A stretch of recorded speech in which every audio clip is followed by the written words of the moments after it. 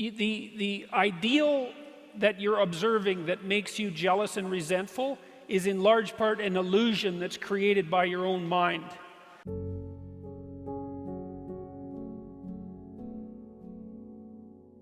Well, the first thing I think you need to understand is that these people that you're comparing yourself to, you don't really know very well. You know, and what that means is that you see their shiny outside, but you don't see the reality of their life. You know, maybe you're in California, see someone speeding down the road in a convertible Porsche, and you think, oh man, what a lucky bastard. And the truth of the matter is that he's thinking about wrapping his expensive sports car around the next cement pillar that he comes close to. You know, you can't tell, and people have hard lives, and even people who are comparatively fortunate have hard lives. And so the ideal that you're observing that makes you jealous and resentful is in large part an illusion that's created by your own mind.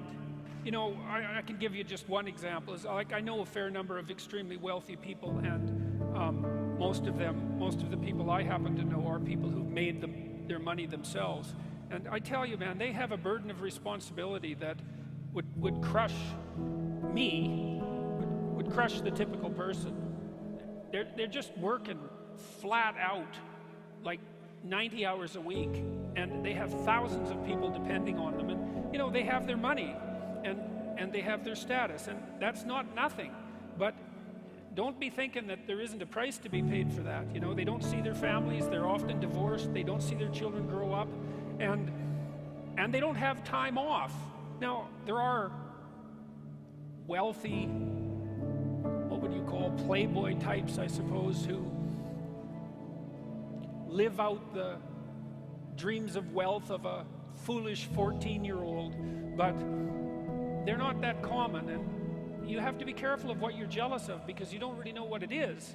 And then the other thing that's kind of useful is to understand that you're different from everyone else. And this is especially true as you get older. When you're 17 or 16 or something like that, comparing yourself to other people makes a certain amount of sense, because 16 and 17-year-olds, they're kind of the same, you know, which is why when you go off to university, you can make friends so quickly. It's like, I'm just about 60. It takes me like 15 years to make a friend now, you know, as opposed to the 2 months that it took when I was 17. You're quite different from other people, and you shouldn't be comparing yourself to them because they're not like you. You know, they don't have your family, they don't have your temperament, they don't have your troubles, they don't have your abilities. The only person that has those is you. And this is why one of the rules, I think it's rule 4, is compare yourself to who you were yesterday and not to who someone else is today. And see, that's a game you can win, because you could be a little better today than you were yesterday. And that's a good thing. You're a little better. That's a good thing. And you know, no doubt there are some things that you could improve. You know, if you sit and meditate for any length of time about what you're not doing optimally, answers will spring to mind. You know, you could be getting up earlier. You could be watching YouTube less, unless they're my videos, in which case you could be watching them more. But like, comparing yourself to who you are now, that's a game you can win. And like, I've seen this be effective in many, many cases in my clinical practice, for example. It's like you take stock of where you are, you know, what your advantages are, what your disadvantages are, and then you start with a little humility on the path of incremental improvement. And you know, incremental improvement compounds.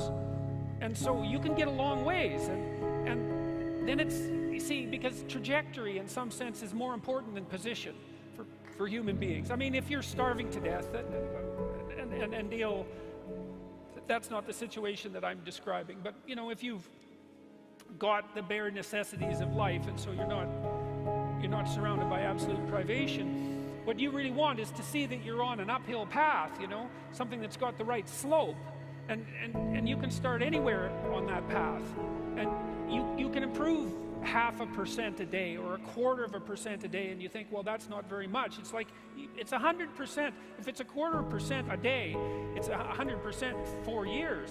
And that doesn't count compounding, you know, which means it's actually going to happen a lot faster.